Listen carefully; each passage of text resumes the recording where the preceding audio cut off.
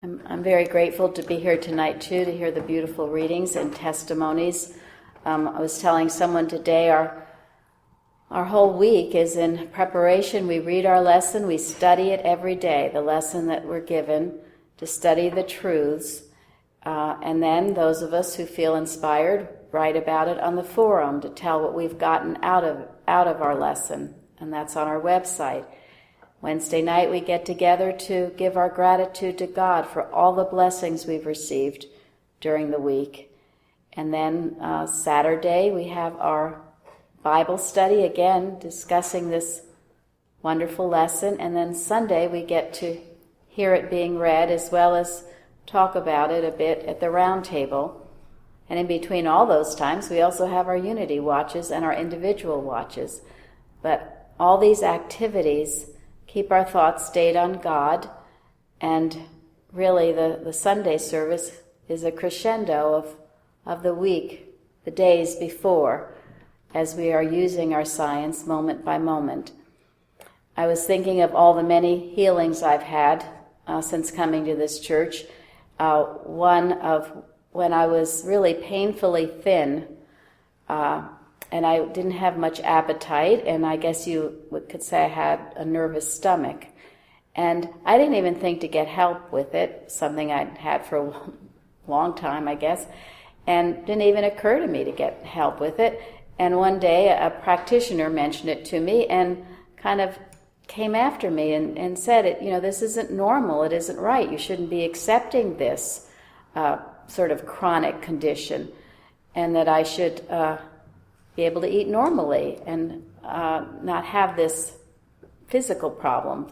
And she also said that I was a shrinking thought. That was sort of horrible. I wasn't sure what she meant at first, but she said, well, you just shrink from things. You just try to make yourself as small as possible.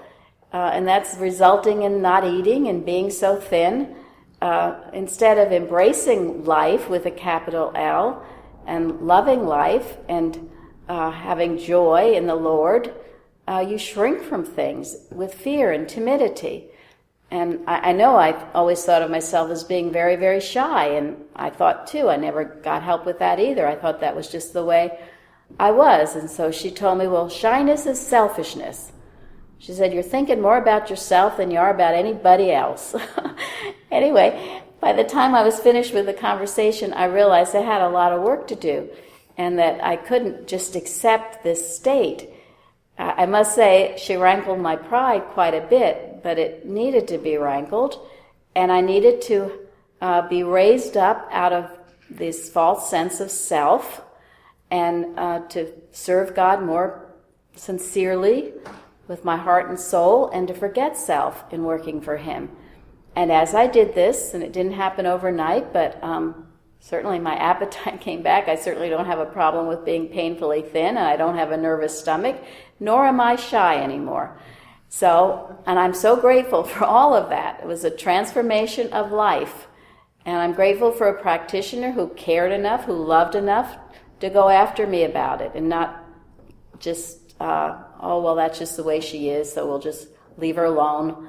No, she loved enough to speak up and to help me with it, and also to prove to me that science can heal every aspect of our life, and we do not have to go on with chronic problems thinking they're just normal. They're not normal.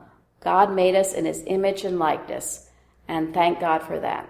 So grateful to be here tonight and for all that I'm learning in this wonderful way of life.